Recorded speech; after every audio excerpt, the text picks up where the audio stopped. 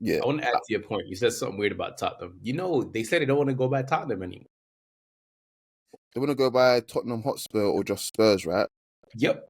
They said, What please about, what about Spursy? No? They said get their pronouns right. His mama called him Cassius Clay, so I'm going to call him Cassius Clay. Ladies and gentlemen, welcome back to the Shirtless Plantain Show. This is the weekend review. I am your host, Tosin, alongside Deen and Coach. Fellas, how's your weekend? I know, but outside of that, how was your weekend? Everyone's good? Deen can go first this time, actually. Yeah, how about that? I just want the high level. Are we cold? Are we warm? Okay. It's been a good weekend. I haven't spent a lot of money on anything but food. And all the food I bought was for stress eating. Thanks, Arsenal. Yeah, I watched Deep Cover with my missus. Great film. Like I've seen it. Obviously, I've seen it before, but she hadn't seen it before, and yeah, she liked it as well. Great film. We haven't seen it. I'm glad you can find some positives to get yourselves in this weekend, because we're gonna have to start off real negative. Something we don't do, but we're gonna do it today. We start off in the Premier League. Usually we don't do this, but we're going to do this today. First of all, Man City and Liverpool. 2-0 to Liverpool, traveled away to the Etihad. Mm-hmm. Liverpool won, obviously. City really looked like the team that had Paulo Wanchop in there. They looked like they had Sean Go. They looked like pre-Etihad. It looked like main roads, Man City. That team was fun, though, at least. That see, like, Keegan had them kicking a bit of ball. They get beat, like, badly every so often, but it's a fun team. This team does... What's there? There's nothing there. I mean, it looks like fun to me. I'm having a lot. Yeah, that's true. That's true. But there was, to be honest, there was only ever one winner today. Like, it was a matter of when Liverpool decided to just be better than City than they did. I mean, Doku aside, Trent's going to get cooked whether Liverpool are good or bad. But Doku aside, Liverpool were very much managing City, Yeah, it was, especially, it's not shocking at this point anymore, but it was very noticeable, because back in the day, you'd watch the matchup between these teams when Klopp was still there. And even though City mostly relied on their technique over Klopp's more physical approach, there was never really a physical gap either. Today, there was a clear gap. Like, these are not, like, without Haaland, City looks so weak. It just, like, he adds so much, as the kids say, aura to their entire physicality argument. And it's not as if they're good with him at the moment, but not having him is just like a non-starter. Like, they can't do anything without him right now. He's the only thing they have. Yeah. You know how bad they look? Szoboszlai looked like a footballer. Yeah, I think Szoboszlai has actually... He's taken... Obviously, is he second season? Yeah? Is he second season, isn't it? Yeah. Yeah. I feel like second half of the season especially, I feel like he's actually improved. Like, he's still missing a couple of brain cells, but he's definitely been the one midfielder that I feel like has shown quite a bit of just a bit of a good form. Like, McAllister is here and there kind of thing. I'm still undecided on him because of he's just too small for my liking. But yeah, Szoboszlai, yeah, I got to give it up to him. So aside from the goal, he runs his socks off for the team, and yeah, he's adaptable, which is what all the good coaches want. Yeah. I mean, Slaughter has been able to deploy him all kinds of ways this season, so yeah, he's definitely been the standout. I feel like Gravenberg carried them for the first half. He's kind of fallen back a little bit, still doing a good job, but Szoboszlai has been the standout alongside Salah, of course, who, by the way, is dropping an all-time season. Like, this is insane, man. Like, is there 40 goal contributions before with 11 games left? This is obscene. Yeah. Like, so even if Arsenal was healthy, and we're going to get into them in a little bit, I'm not really sure you keep up with this. No. Yeah, I mean, there's this is actually has nothing to do with Arsenal. It's more about Mo Salah's brilliance in general. This is probably, if Liverpool let him go, it's going to be nothing more than a business decision. Nothing football related. Nothing. It's going to be a business decision, and we could say, oh yeah, but if it's not football related, then if it's a business decision, surely it's football to do it. No. Put it like this: what they're gonna have to pay to keep him basically is all business, because what he gives on a football pitch, personally, I think is worth the risk of him potentially falling off a cliff in the next year or two. But you cannot deny this is what he's doing right now. And there's no sign, like, it's not like he's doing this and he's like, oh yeah, he's got a couple of niggling injuries here and there. No, he looks fine, fit, fresh. And all the players say it. every summer he comes back looking better than he did the year before physically. Yo, Physically. he did something to Nathan Ake in the first half, right? Where he turned. Yeah. And I was just like, yo. On the touchdown. That's Mo Salah. Mo Salah doesn't look like he's in control of the ball, but he's in control of everything, bro. I know that. What I'm saying, that specific moment right there, I almost turned the TV off, went outside for a walk to Harlem. Yeah. But let's move on. We talked about that too much. Leicester and Brentford. Leicester hosted Brentford. Leicester in trouble. Rouge in trouble. They're going down. They are cooked. Brentford had a time against them. And I want to say something quickly. I saw a lot of Arsenal fans saying, oh, why can't we do this against them? Leicester, when they played against Arsenal, did not come out to play football. They literally sat back against Arsenal. Against Brentford, they went out to attack. And you know what happens when you go out to attack? You get your ass beat. Which is stupid because Brentford right now have better strikers than Arsenal. So what the fuck are you doing that? And what I'm saying is that, like, the average football fan pisses me off when they have these dumb takes. It's like, watch the game. Literally, the game will show you what is happening. You saw against Arsenal, they sat back. And Arsenal had to literally claw against a team like that. Had they opened up like they did against Brentford, against Arsenal, we beat them. you beat the shit out of them. Point blank, period. But that's besides the point. They are pathetic. Wout Vass is not I don't know what he is, but he's not a football player. I know that much. I think he tries to get away with the David Luiz lookalike tax, and that's David Luiz could play a little bit. Exactly, this guy's a bum. This guy's gash. Like, never seen him have a good game. He reminds me of that Soyuncu guy that got hyped up, that Leicester guy as well. Lord Farquaad. Yeah, he's doing that career arc at a much faster pace. He's been shit from the beginning. Like, Lord Farquaad had like a moment where we're like, if we miss out on a player here, this nigga has been trashed from the jump. There's maybe one or two players saved from Leicester, but the rest of them are just not. They're not. They, bro? Who are they? El Canous. That's the only one I can think of. El Canous, and Mavididi will be a good rotation option for Brentford or Bournemouth next season. That's it. That's the rest. That's it. The rest of them are bad, but the goalkeeper might be good as well. I'm not sure, but goalkeepers in bad teams always look good, as long as they're not doing stupid shit, and he's not doing any stupid shit. So. But they're bad. Brentford, and Wemo and Wissa, they're dangerous as hell. I love it. So we're seeing Barclays men right in front of our eyes, and I love it. I really love it. Both of my FPL team. Same, but guess what? I put Wissa on my bench like an idiot. I'm also that brand of idiot.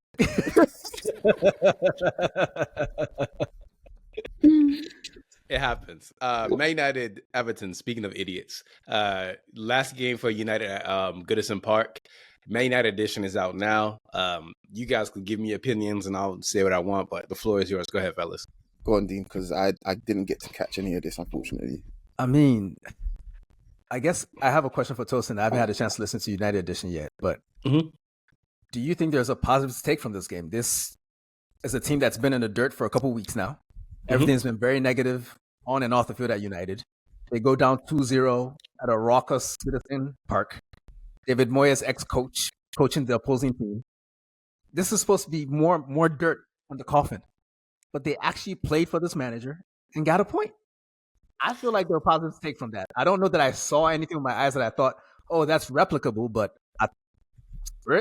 that's worth something, right? I mean, the biggest thing I could take away from this is that I'm valid in my point that saying that these are some really, really, really bad players. That's the only positive I could take away. Other than that, I mean, at least we know Ugarte can shoot a ball. That's about it. I mean, Patrick Dorgu looked good. But they always look good early before you break them. Like Mazawari. Can I ask though? There's I know we're gonna talk about so I wanted to ask, like, guys, what we're seeing with United players struggling at United and then going on loan or leaving and they're performing elsewhere in different leagues, is it a good advert for the Premier League or is it a bad advert for Man United, basically? It's really the situational. I mean, I think that everyone knows that the pressure at United is higher than most clubs. It's a club where everyone wants the club to succeed and they want magic overnight, but none of the fans have the patience for it, right? So that's that pressure. And then there's pressure on top of like the ownership. So there's so much like different factors of that. You leave the club and you kind of feel freer in a sense. also it helps that like you're not playing with like a 35-year-old Brazilian midfielder who can't pass. So it's like they're going to clubs like they're going to much better environments because United right now is very, very toxic. We've all most of us who listen to this, who've dated, have been in toxic situations, and United is just toxic. It just is what it is. So until they get rid of the hyena that Pogba's brother buried underneath Old Trafford, it's no. I just ask because we're gonna talk about obviously the other players that are on loan and stuff like that, but some of the shit I'm seeing these guys do, I could never imagine them doing that in a United shirt, like, ever. So what the hell happened? Like, what is the disparity, like, in even the way that they're trying shit and like adding shit to their game? You're thinking, this player can't do that. Like, surely not. So that's why I'm just like, the Premier League is hard. I know that already. The Premier League is tough, and I'm still very much of the opinion that the mid-level to lower half teams, basically, is higher than any other league in the world. Like, I maintain that. Like, I watch enough football to see it, and it's no diss to the other teams. It's just ridiculously stacked. But some of these guys, I'm thinking, I don't know. Like, are you that good, or is it the league? Is it the league that's too hard for you? Basically, that's what I'm thinking. I don't know.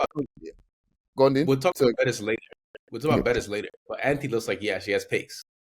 Yeah. So yeah, I honestly, I wish I knew. Wish I could add something of consequence to what you guys said, but there's really nothing. It's all context specific. It all depends.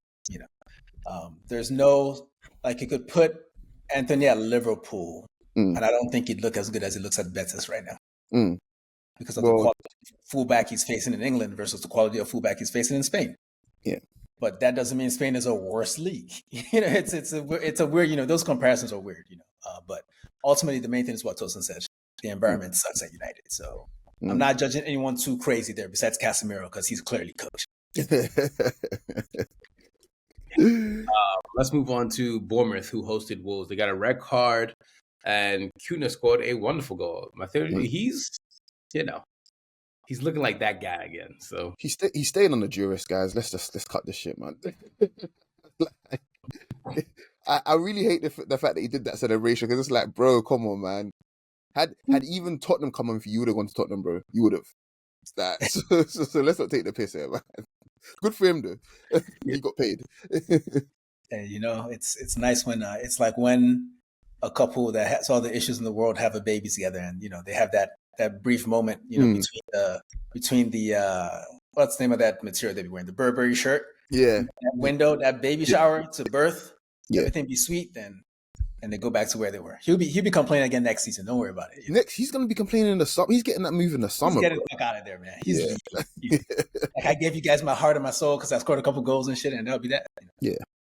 I'm glad you said Tottenham. That's a good segue. Ipswich Town hosted Tottenham. They got blown away. Lucas Bergevall looked spry and springy in midfield. Was doing all these runs. It looked nice, but yeah, Tottenham beat the brace out of them. Brendan Johnson got a brace, so. Yeah, Tottenham getting their players back. And said something last week about how I wish you could deal with the players I had missing, and now you see what it's like.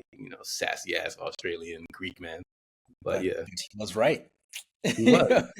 His players have come back, and now they look competent again. I mean, they're still Tottenham, which means that weird things will always happen to them. But the last couple of weeks, where they were basically playing 18-year-olds back to back, the results were going to be bad. I don't know that he necessarily handled it the best with the press. They got to him a couple times, but, anybody will struggle in that sort of environment. Losing games is not fun for any manager. So, Yeah. I want to add to your point. You said something weird about Tottenham.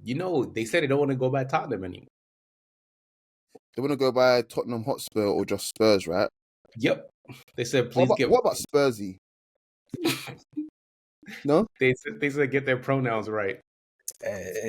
His mama called him Cassius Clay, so I'm gonna call him Cassius Clay. That's what I'm saying, bro. They're still gonna be the cunts to me, so it doesn't really matter. That doesn't matter too much. But just on Tottenham, and I think we spoke about it in a group chat before, so I want to kind of open the discussion up to everybody else. Jed Spence, being a fan before the FA Cup tie, being a fan. Like, the Championship is like top 7 hardest leagues in the world, maybe top 6 hardest leagues in the world, right? And he looked good there. And then Tottenham do their thing where like the the flavor of the month player that everyone's talking about that they can get a good price. They'll usually be the ones to get them, right? So they did that with Jed Spence. He comes in there and Conte doesn't even give him the time of day because Conte does not like young players. It's a fact. He likes players that are ready to essentially help him win straight away, right? So Jed Spence was never ever getting his chance. Now Deen opened my mind up to a few things about it, even though I still don't like the way Conte treated him. He went on loan in Italy. He added a few strings to his bow, but I still think he would have shown those signs of development in England because he's that good of a player. And now he's looking like to be on the path and trajectory that he should have been on, to my mind, 2 years ago. Now I know everyone's development is not linear and shit, but I do really feel as if the way Conte treated him, it halted his progress. Like, that's the way I feel about it. I don't know if you guys feel different. You guys listening feel different, but pardon, sir? I don't feel that way. Go I on, feel what? tough.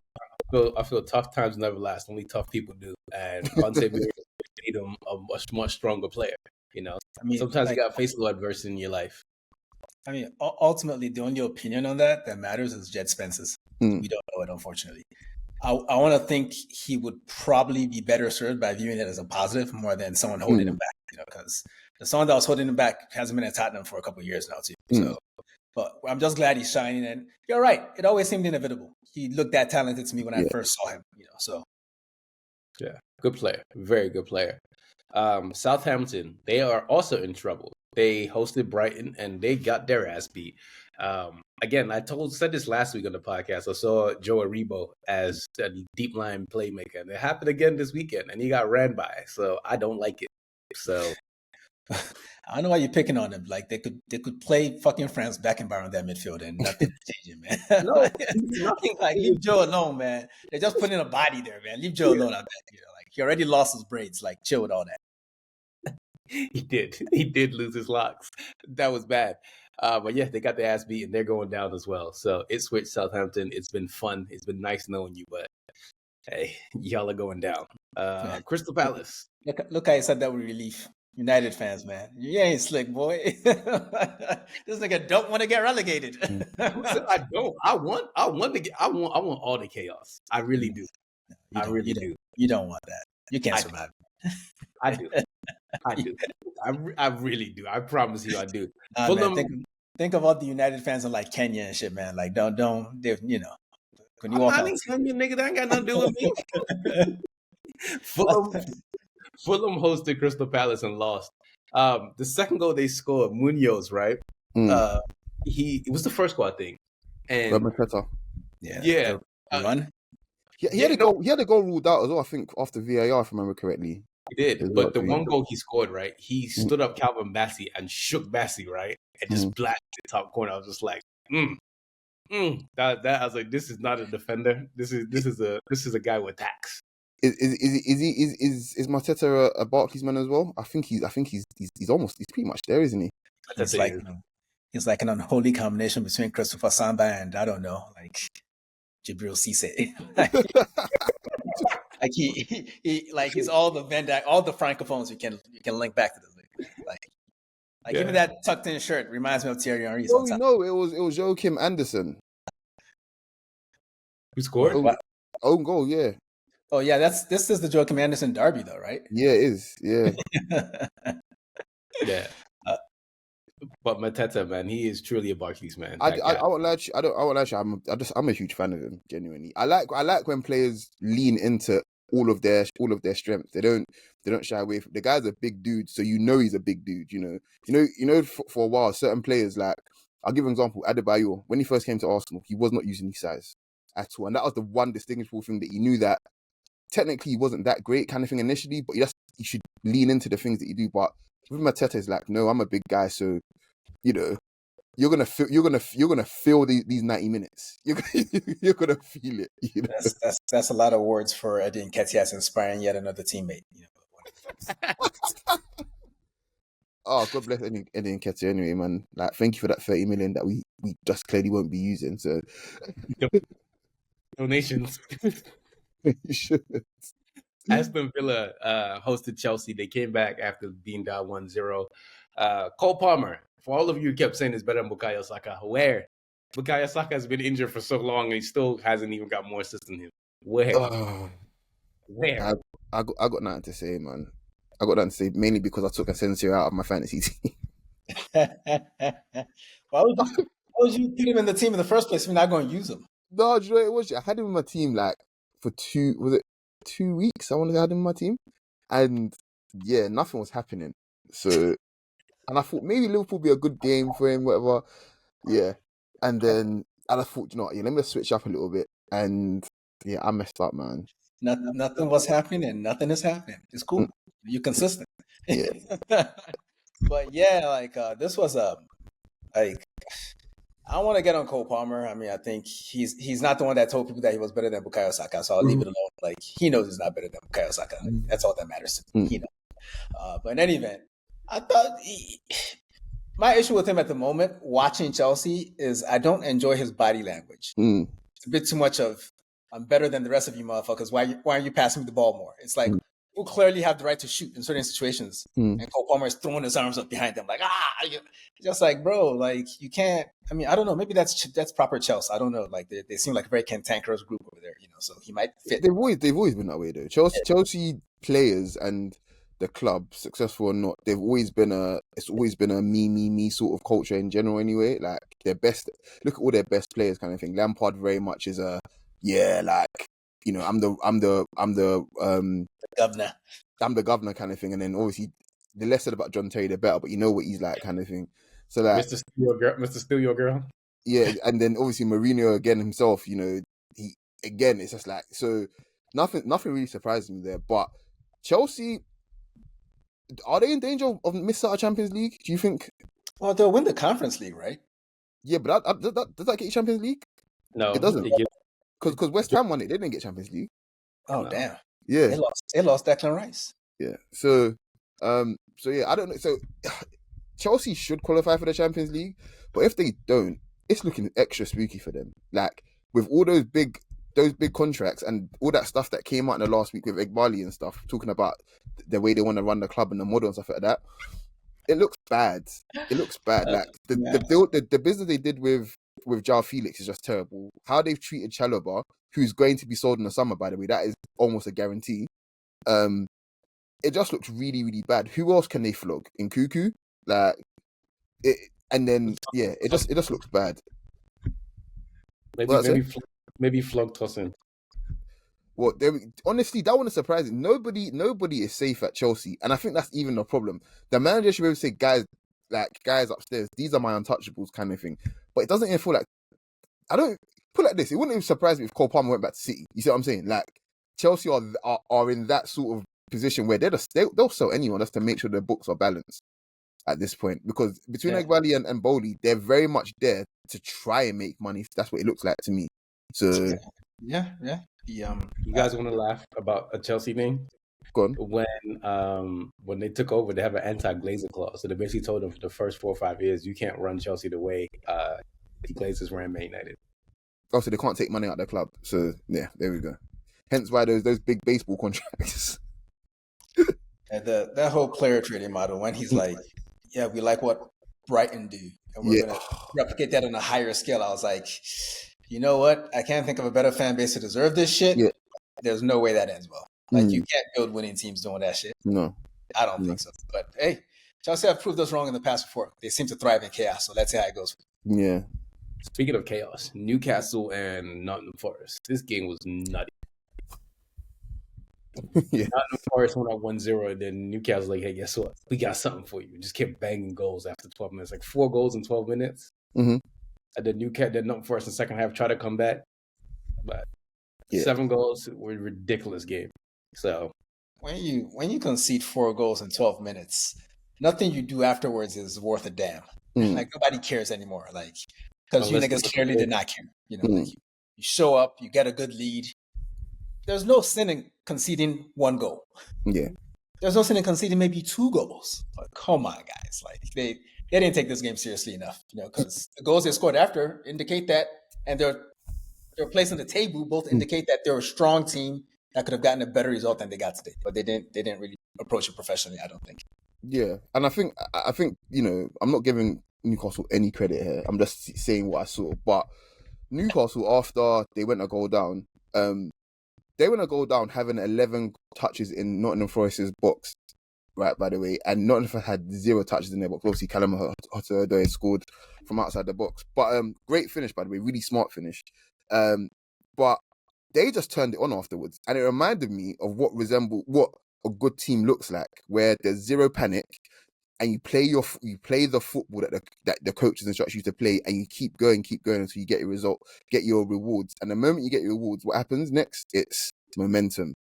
And they just rode that wave so well. Because normally you see it in games every week. Teams have a flurry kind of thing, but they might get 1 goal, 2 goals at best in that flurry. But Newcastle in that flurry, they won't happen again for the rest of the season. They got 4 in that flurry. And that's very rare. Like, you don't see that happen often at all. So yeah, no credit to them. It's what happened in it. Yeah. But Arsenal, West Ham, unfortunately, I'm gonna ask any questions to coach, but the Arsenal edition is out. Coach's reaction is out. His mic is away. Deen, how do you feel? Well, I don't feel great about it. I'll tell you that much. That was not a pleasant sight yesterday.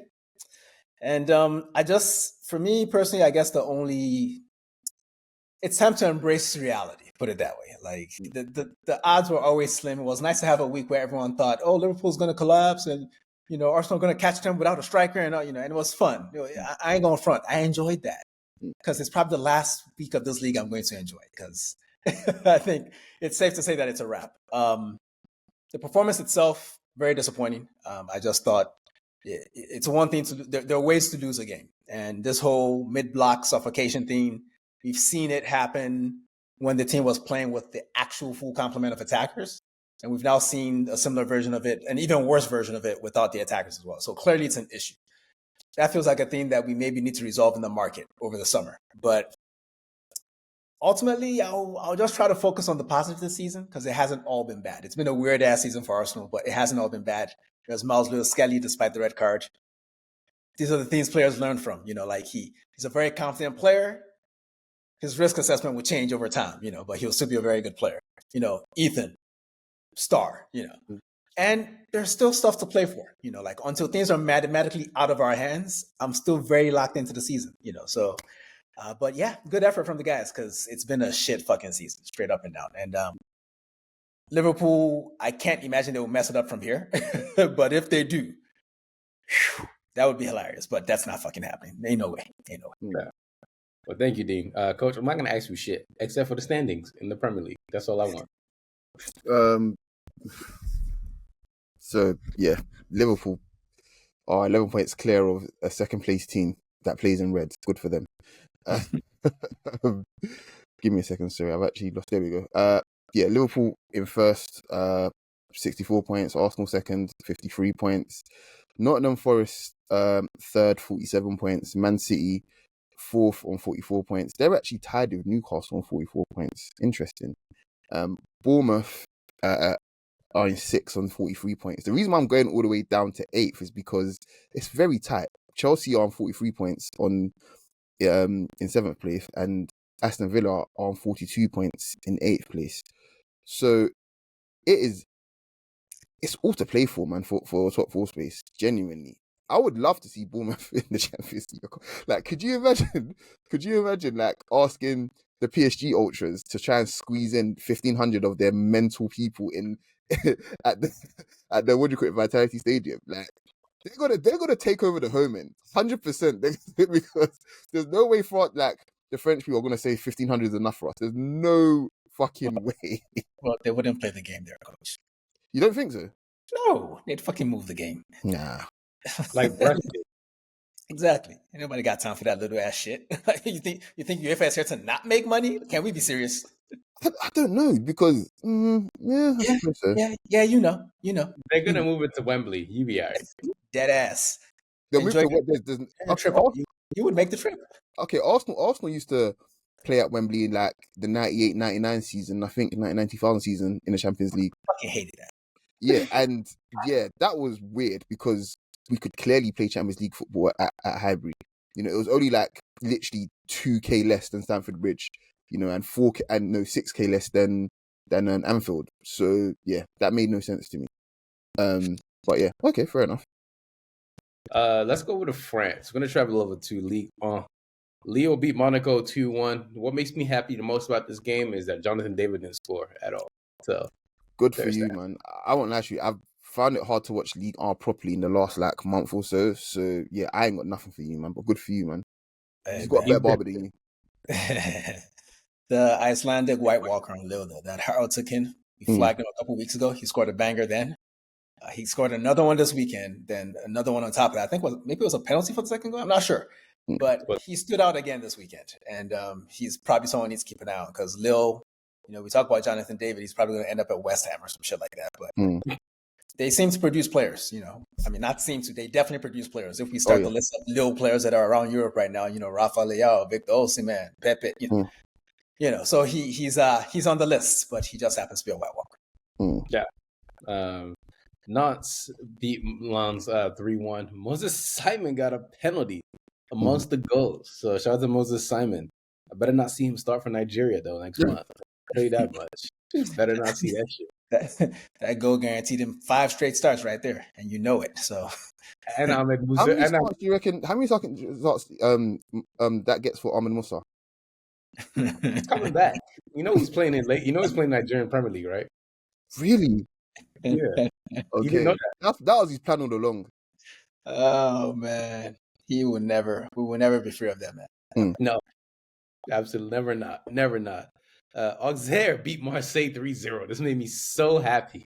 Beat their shit, It's great to see Marseille lose. It's so classic because like every third month, a Roberto De Zerbi team has this happens to them where they just get beat on the break crazy. And I think Auxerre has given them problems in the past. I think the return leg might have been a problem as well. I should probably look that up, but I won't. But yeah, that Hamed Traore boy, man, De Zerbi has to be tired of the sight of him. I mean, he does not like that man because that man can cook a De Zerbi team. He just knows how to do it, man. He did it in Italy too. Yeah. And it's nice to see, Nassim FC, because they were looking like I guess they're still going to end up second because nobody else wants to step up. Like Monaco every other week keep losing, but it's nice to see them lose. I should have put a bet on Auxerre to win this weekend. I kept seeing all over my timeline. I kept seeing Jibril Cisse in the PS2 kit. I seeing him, and I was just like, maybe it should have been a sign, but I'm not a betting man, so What was the last time Marseille played in the Champions League? Was it 13-14 season? Because that is the last time, and the only reason I remember that is because I just remember going to a game to watch them at Emirates. That was it. And Jack Wilshere scored 2 goals. But I cannot remember them after that. During the PS2 kits, they were in the Champions League pretty much every year. I remember that. But yeah, someone that's more knowledgeable than me, let me know, because it feels as if Marseille should be in the Champions League a lot more. 2020-21. Really? And you were wrong. and they were and I'm guessing they went out group stage, right? Probably. Yeah. It was a strong campaign. Yeah. Strasbourg and Brest, they were 0-0.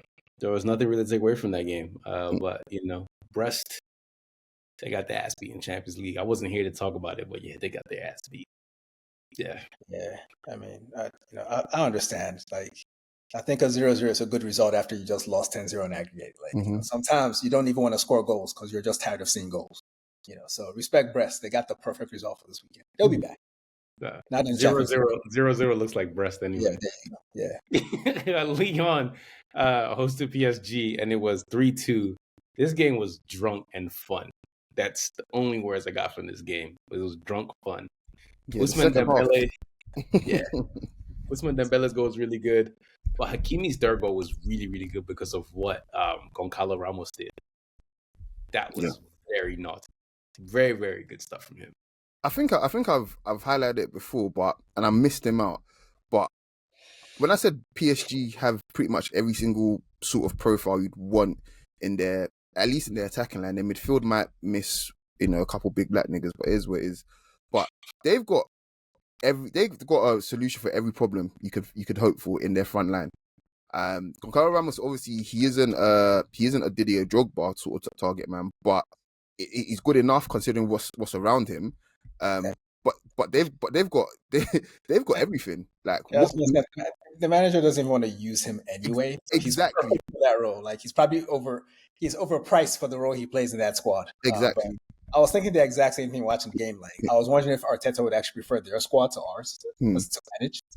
Like it's a full squad. Like their defense is not as strong as ours, but I like that squad a lot. Like he has so many options. So many options. It's the midfield to it. It's the midfield to the attack where it's just like, while they might not be like the very, very, very, very best, like the Vinicius and whatever else kind of thing, but they can give you a bad day, guys. Like, make no mistake, Liverpool probably will go through, but especially at the Parc des Princes, like it's gonna be a tough game, man.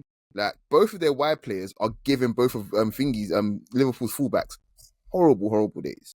Horrible days. Oh, like Barcola versus Trent and Dembele versus Rob. Like this funeral home Robertson. Come on, guys. Like Desiree Doué, Kvaratskhelia. Oh man.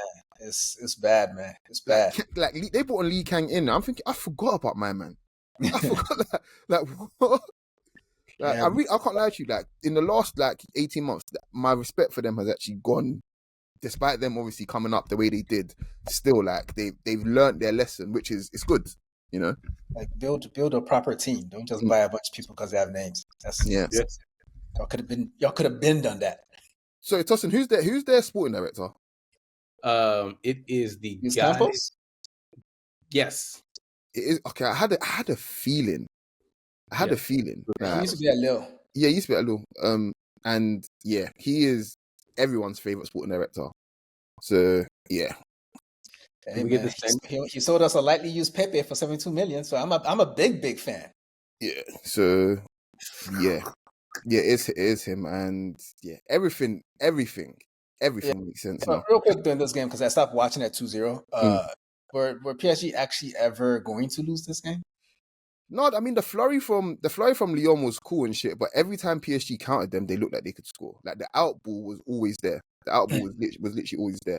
I will say that when Maitland-Niles came on, like he did like actually put in some good crosses into the box, and he was one of their like attacking outlets, if you like. But PSG just have the answer, and if they're defending a lead, basically, that's when they're their most dangerous. I think, because I feel like despite everything that we said, the potential for them to be the best counter-attacking team around is just, it's there, isn't it? So don't let them get a goal up on you, basically. Coach, can we get the standings?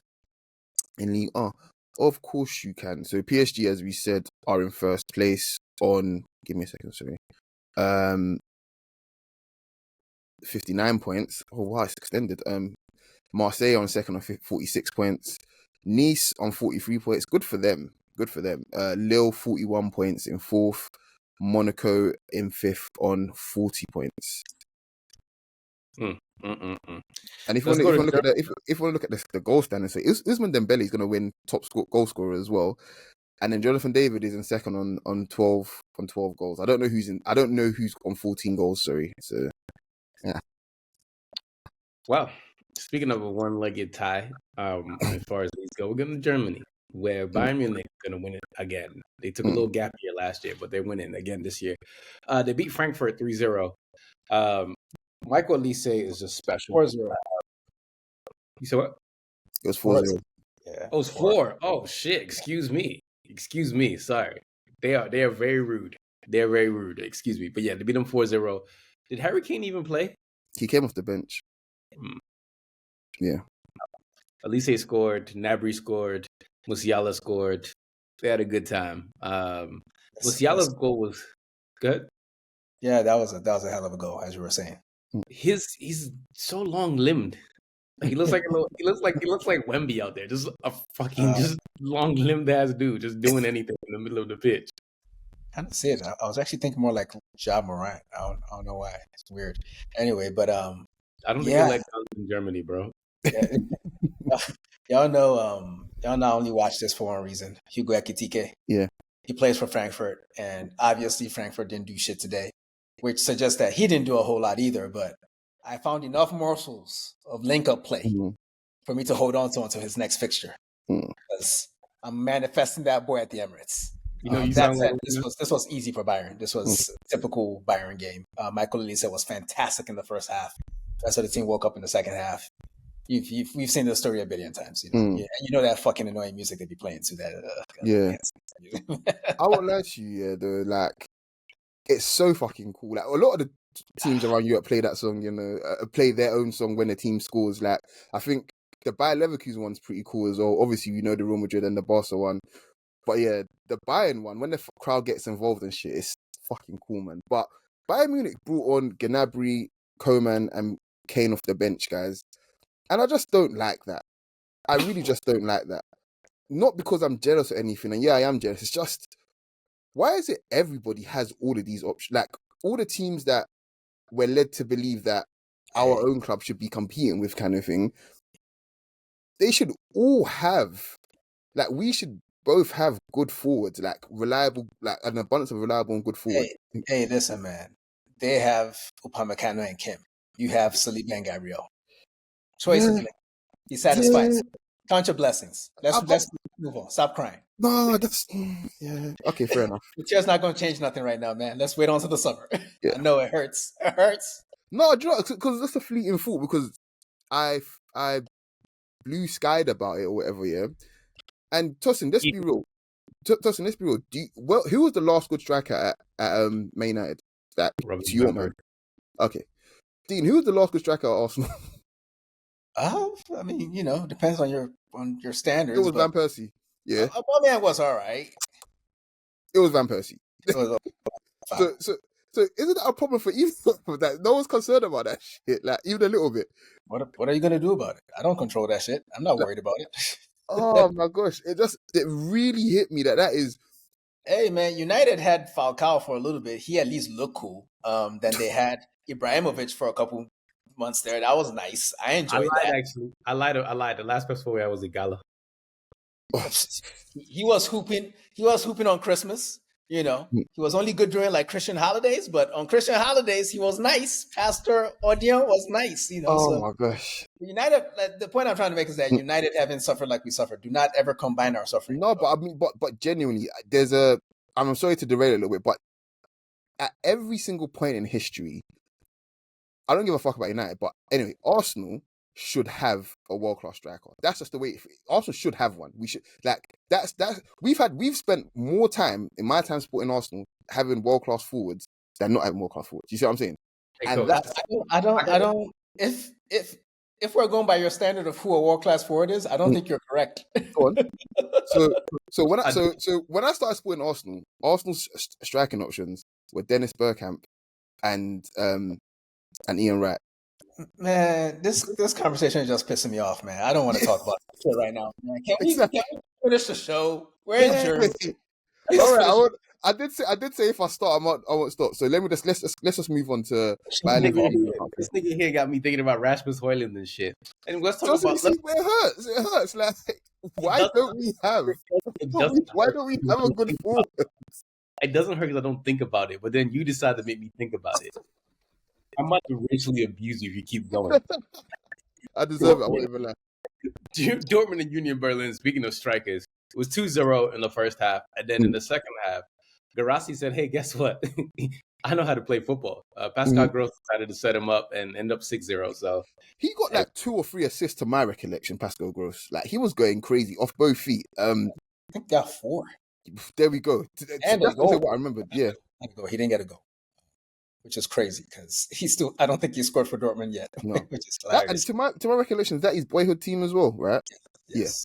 Yeah. So yeah, no, Guirassy, all of his goals I think were in the 6-yard box. And I love that. I love that. Shit, man. Love that so much. Again, we literally just got over this a second ago. I was watching that game in pain. I was just watching that in pain, like, of all the weekends for this shit to fucking happen. Yeah. You know, like, all right, fine. Yo, everybody was scoring this weekend, except the team I root for. But you know, whatever. To add to your point, right? Like this, they were showing the Salah stats of how many goals and assists, and Andy Cole was there. I just rolled my eyes, just like whatever, man. Well, there we go. You see. So I don't think about it. You brought it up. No, it's the shit that keeps me up at night, man. But on Dortmund though, like they're the best team in the world when there's literally zero expectation and pressure on them, and like you don't want to go to the Signal Iduna Park when there's nothing to play for. You're fucked. Okay, though, I want to give them small props because I'm like, they lost that little fake ass derby last weekend. That was kind of embarrassing.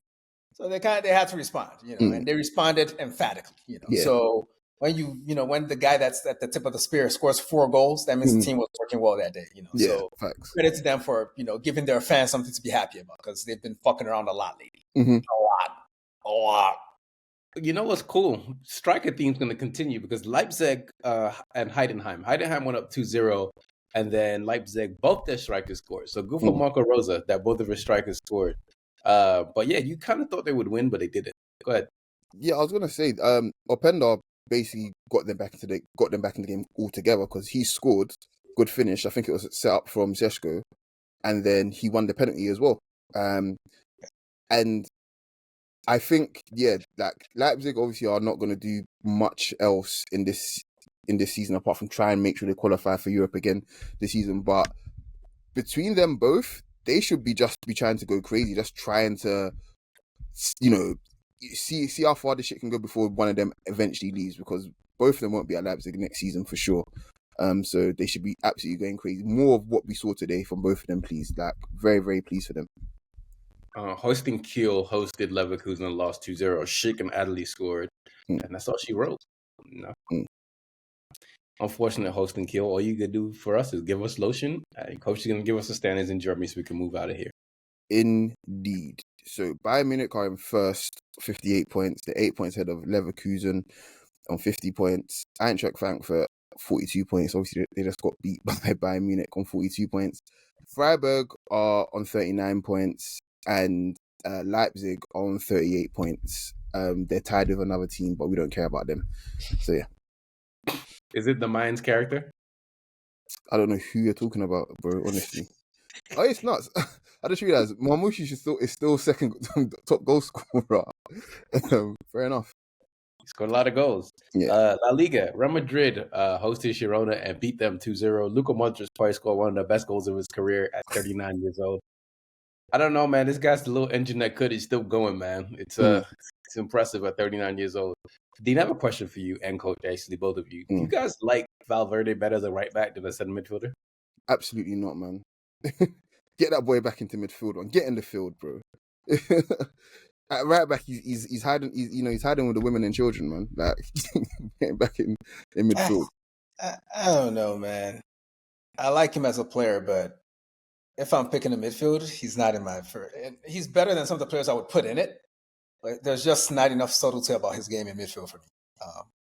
That's he does a job in midfield. Like when you want to use him for, he's kind of like a high grade Park Ji-sung to me. With a tractor foot. That's the kind of player. He's more of a utility. I don't quite know where he fits exactly. But at right back, that nigga's Kafu. So shit. I'm not saying that's where he belongs, but I put it this way: he's playing in my team. I'm gonna find room for him. So, if it's right back, that's fine. I noticed something cool last week and this week. Vinny and Mbappe copied each other's celebration. Last week when Mbappe scored, Vinny copied his celebration. This week, Mbappe assisted Vinny and he copied his celebration. That's cool, man. Like, they're getting along for now. So, yeah, I want to say though, like I think Dean, if you remember, I highlighted it in the week. That move that they're pulling right now, where they're both making the same run, yeah, I don't like that. Let me just be. I'll tell you why I don't like that, because it kind of reminds me of, when you watch science fiction films and like the experiment that's gone wrong kind of thing, the animal thing, the experiment becomes like self-aware and it starts doing shit that's really clever now. That's what it feels like watching these two. Like, why would you both? You see how they get doubled up on, like when fullback and the winger will double up on them. They're now doubling up on the fullbacks. How is that fair? So one comes short and the other one goes long, kind of thing, and then whoever's making a run obviously will run into the space, and then if they can finish the move, they can, great. If not, they'll pass it back, kind of thing. And you're doing that with the two most explosive players on the planet by far. There's got to be some sort of law against shit like that, because to me, it's genuine overkill. Like, it's so unfair. The two players that are exploiting that sort of thing, you couldn't ask for a worse pairing to come up against. Like, can you think of anything worse than that? Seriously. Yeah, that's clearly. I'm not a fan either, but yeah, we're pretty much screwed. Like Madrid, they found themselves. Yeah. That's what they needed to figure out this season. What's the relationship between Vinny and Mbappe? And ultimately, I mean, I know this is going to sound real cynical, but I feel like what ended up happening was they've been training with each other for a couple of weeks now, and Vinicius has come to realize that, oh, he's better than me. Everything is fine. Yeah. You know when I knew. Do you know when I knew that he knew that? When I was listening to Jude's interview with Thierry Henry last week, right? And basically he was saying some of the stuff that Mbappe does in training, like it's basically bigging up Mbappe, saying he finally clicked. I was like, oh, they all realize he's the main character in this team now. The boy is different, and it was even the way he bigged up Rodrigo as well. To be honest, because I think we've been saying on here, like, I personally for a long time, I remember I never liked Vinny, right? I was like, Rodrigo's definitely the more talented of the two, kind of thing. But obviously Vinny went nuts, especially in the last 3 years with his numbers, especially. But Rodrigo to me is obviously clearly the the most cerebral, if you like, of the attacking players, and he's the Benzema.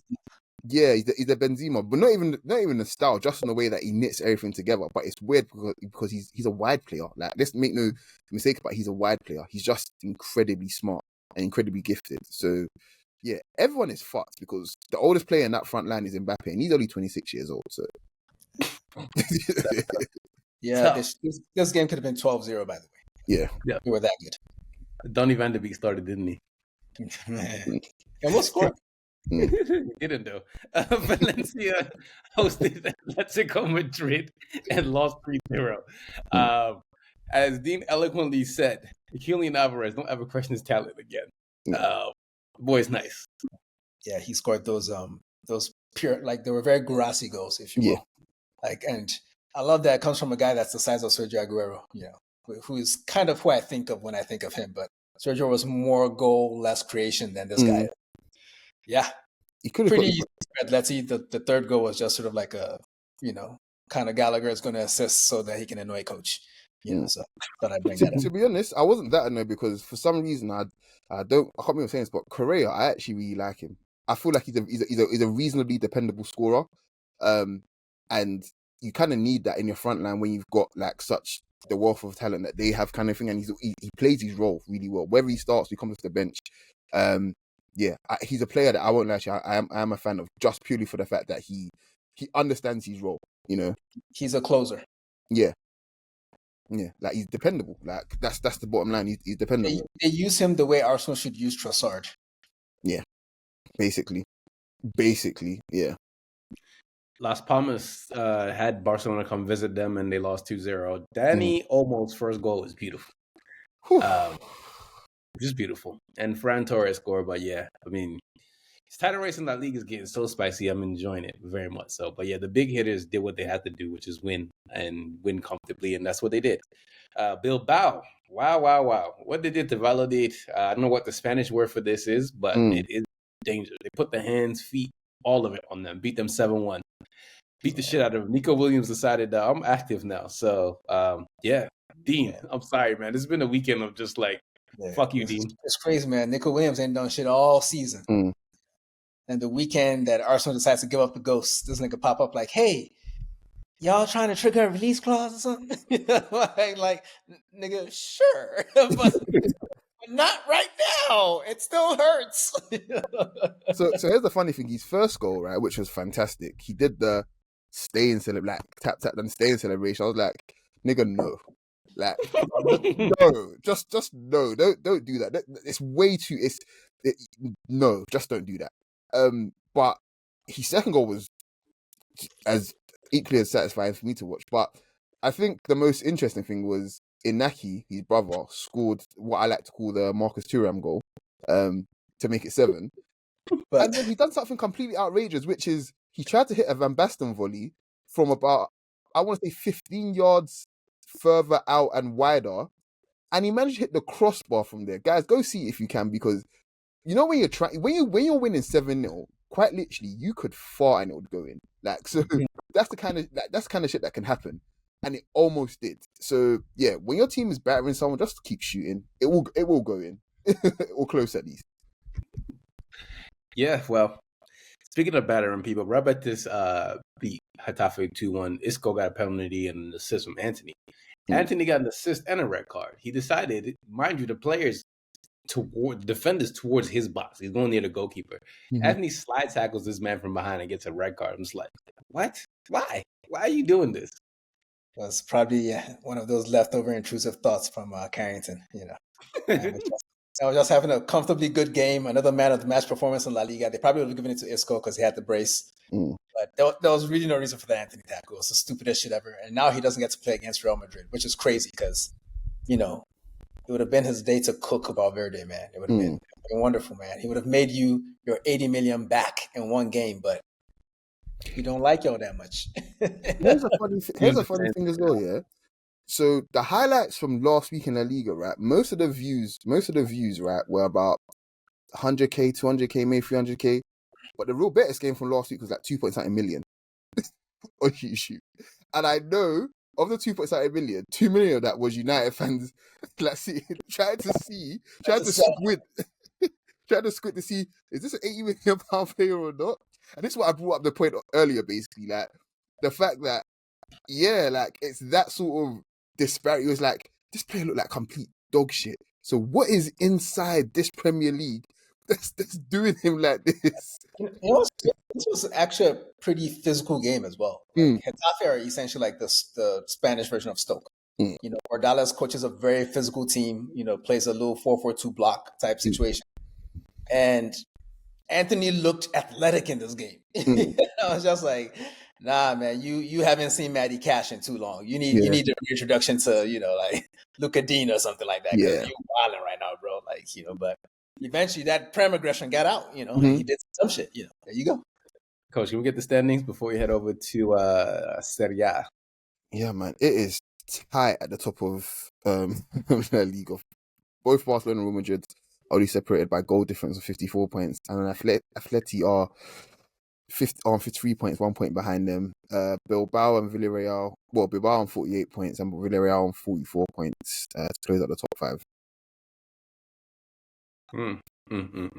It makes me happy about this whole weekend, though, before we get into the Serie A. KDB's done, and I'm so happy. Speaking of midfielders, Como, who is coached by Sex Fiberglass, says his team beat Napoli 2-1. I was so happy. I was watching this game on my walk to the gym this morning, like the last 15 minutes, and it made me so happy to see them lose Napoli. It made me so proud. Because I'm just a hater. I don't want United fans to be happy that McTominay is going to win a title. No, you don't deserve that. Fuck all of you. But Diao and Nico Paz, they have built a bond, and it is spooky. Diao scored 5 goals already against big teams too, like Juventus, Napoli. He's just doing his thing. So there's that. Nico Paz looks really good. They did some good recruiting in January for Cessa's team, and the title race in Serie A is getting tighter and tighter because guess who plays on Saturday? Inter and Napoli. The little black Spanish kid that scored. How many goals has he scored for them since he's been there? 5. Diao. He scored 3 in a row, I want to say. Something like that, yeah. Yeah, boy.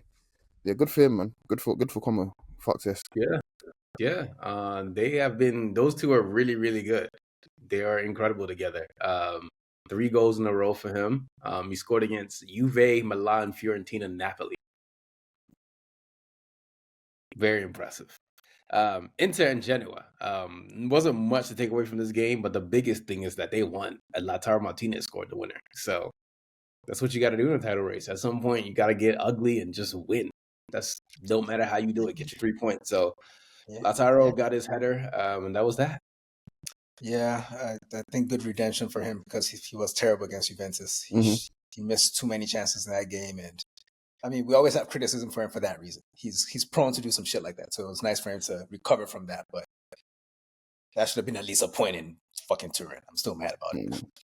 Yeah, Empoli hosted Atalanta and got excuse me, I was about to curse, but they got their ass beat really bad. Adam Lukman got player of the game. He scored a brace, and they all made up, I guess, whatever. But he's still leaving in the summertime. He's gone. He needs to, man. I just don't like that whole thing is just that whole situation is just horrible, man. Like, it's just, I know we'll talk about, football is an emotional game and, things happen like, but there's certain things that you just shouldn't forget and you shouldn't have to, like, potentially put yourself through again kind of thing. So, yeah, the sooner he gets out of there, the better. Someone save him, anyone at this point, please. Maybe Spain. Verona hosted Fiorentina, beat them 1-0. Very, very good stuff going on in Serie A, man. Like, this whole league, every week's just chaotic. They just do whatever they want every single week in this league. Torino and Milan, boy. Milan always does something that's so stupid, like week in and week out. It's like one player does something stupid, another player does something stupid every week, and I'm just tired of the own goal. The own goal was hilarious, though. In fact, that was another funny own goal. I think we might have spoke about it already, actually, to be fair, but the own goal was hilarious. Yeah. And they missed the penalty. Christian Pulisic missed the penalty, but also, to be fair, the goalkeeper's massive. He looks like the giant from Game of Thrones. So, to be fair, I think he might be the best goalkeeper on penalties in Serie A, though. That's what I was hearing. And that's Pulisic's first ever miss. So that makes it a lot of factors in play. But the truth we can't forget is that Milan are wasting an all-time season from Tijani Reinders. Yeah, he's having such a good season, and it's in a team that is not really worth his talent at the moment. No, I hope he leaves this summer. That's who I need out of Serie A. Yeah, I think he'd be a good pickup for pretty much anyone that wants to win or challenge for the league and win or challenge for the Champions League as well. I'm not saying he'd be good enough to start for a lot of these teams, but he wouldn't be out of place from a technical point of view. He would not be out of place at all. I would have him at the carpet.